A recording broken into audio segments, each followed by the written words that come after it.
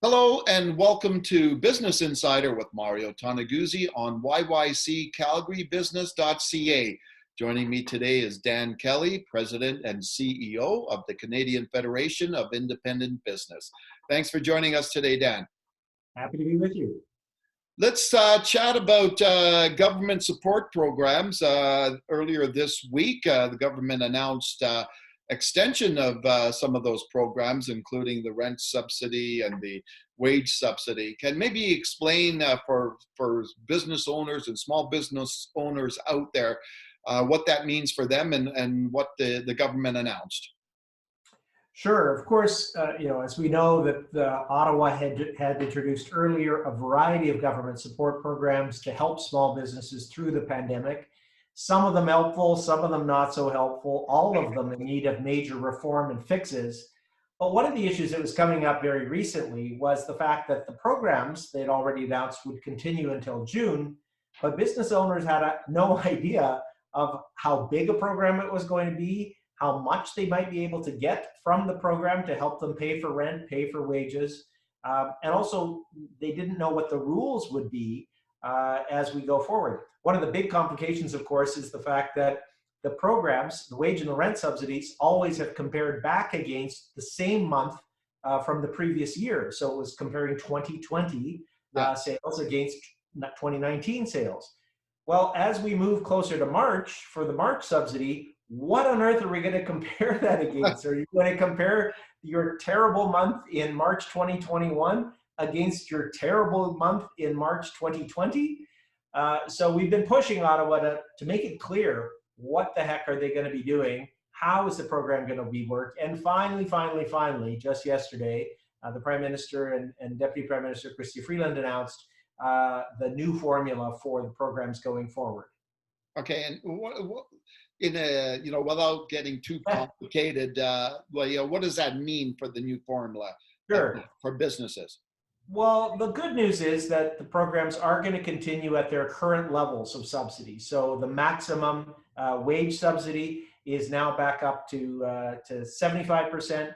The maximum rent subsidy is at 65%. And the government has announced that top-up support for the rent subsidy for those businesses that are locked down, that will now continue at a maximum of 25%.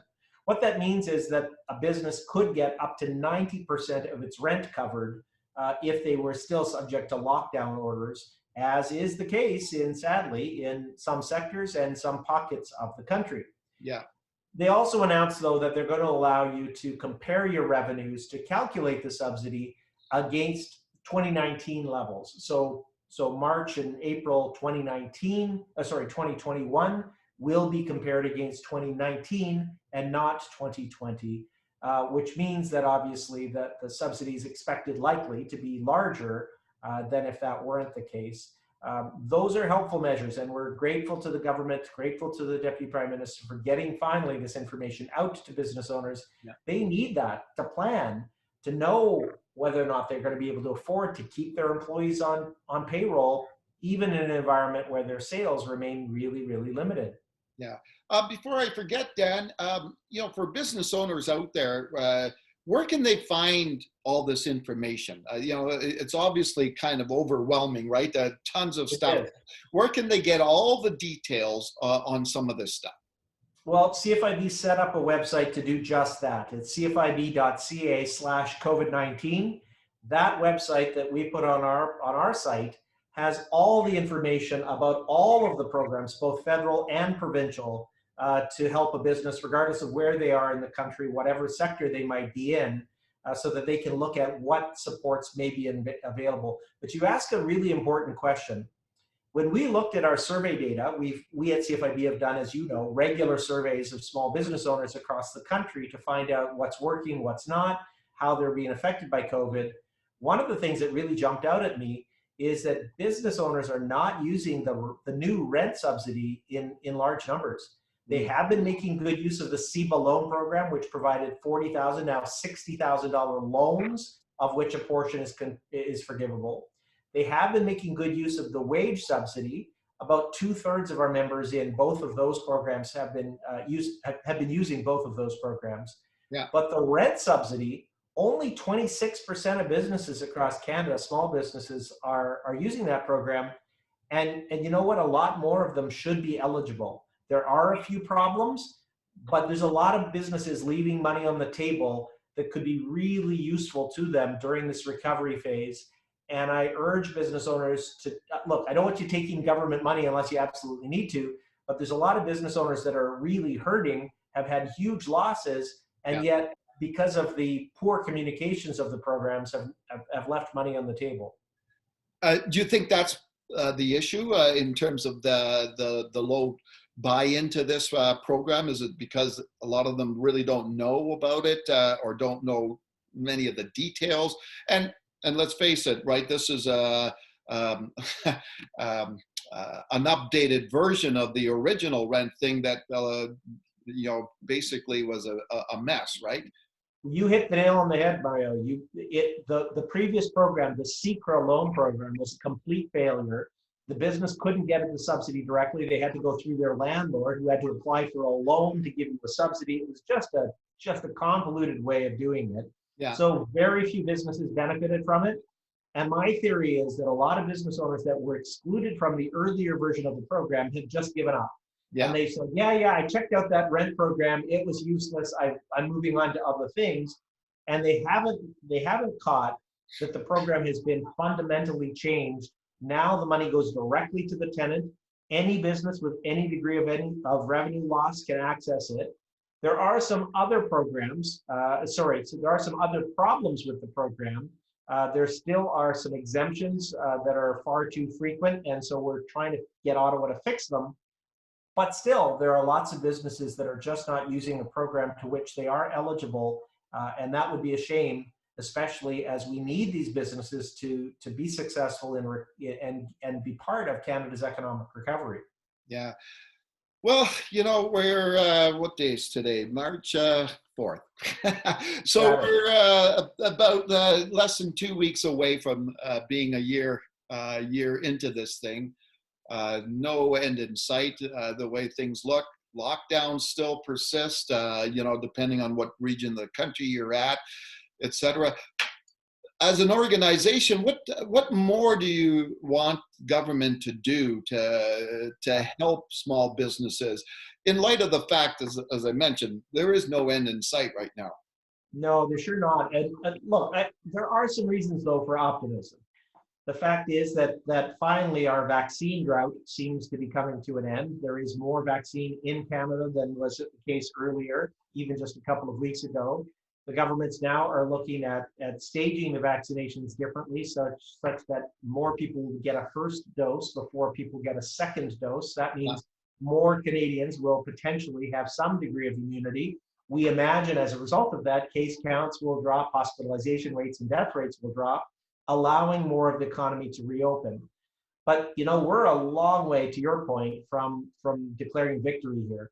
Victory from COVID, the end of the COVID emergency for business, starts to happen when the government can tell Canadians that they're free to go back to the office, that they should be encouraged to go out and dine in a restaurant, go to the theater, go to a wedding, travel, including international travel with the end of border restrictions.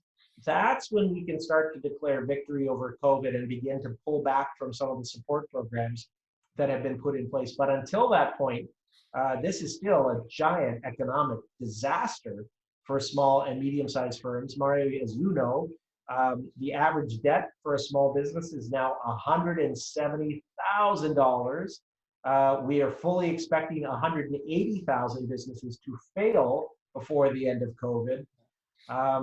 We're a long way from declaring victory. Governments need to be starting to think now about what the recovery will look like. What are the conditions that governments need to see to reopen the Canadian border? What are the conditions do they need to be able to tell Canadians to head back to normal life? How are we going to be able to get ourselves out of this mess? Yeah. Vaccine passports, there's a whole host of questions that need to be thought through. And business owners are looking to government for leadership in helping to solve some of those questions. I'm not seeing a lot of it, though. Yeah, that's true. Well, Oh boy, we are in such interesting times, right? And I go back to what you're talking about, the debt. Like even for small businesses that survive, they're going to be paying off debt for years and years to come. It's true. I mean, look, let's flip ahead. Let's say that it's June 2021. The business is now open. They're starting to see more of their customers return. They're going to have to make enough money in June 2021 to pay their current expenses, plus make extra profits in order to try to help them pay back the debt that they Yeah, have inherited over the last number of months. I'm not sure that's going to happen. Look, there are many Canadians that have more disposable income because if you've had a salary yeah, job, you probably haven't been spending as much. Secondly, there are a lot of us that are desperate to climb out of our basements and head back to normal life and go back to dinner. I'm dying to go to a show and yeah. see some of my friends or visit Calgary and visit my mom and dad. I mean, these are some of the things that Canadians are keen to do. So there's going to be some pent up spending in the aftermath of COVID. But is that going to sustain us? Is that going to last and help some of these businesses that have just been through the ringer? I'm not sure that those dollars are going to go back to the same businesses Mm. that otherwise would have benefited from that spend. I think about my retail members. With how many Canadians, gosh, I mean, a lot of older people now are shopping online out of necessity that never did that before. Yeah, And now Amazon trucks are in my neighborhood every 5 minutes dropping yeah, stuff. exactly. Yeah. All right, super. Well, thanks very much for joining us today, Dan. Anytime, Larry. Okay, super. That was Dan Kelly, who is President and CEO of the Canadian Federation of Independent Business. This has been Business Insider with Mario Toneguzzi on YYC Calgary Business.ca. Thanks for joining us today.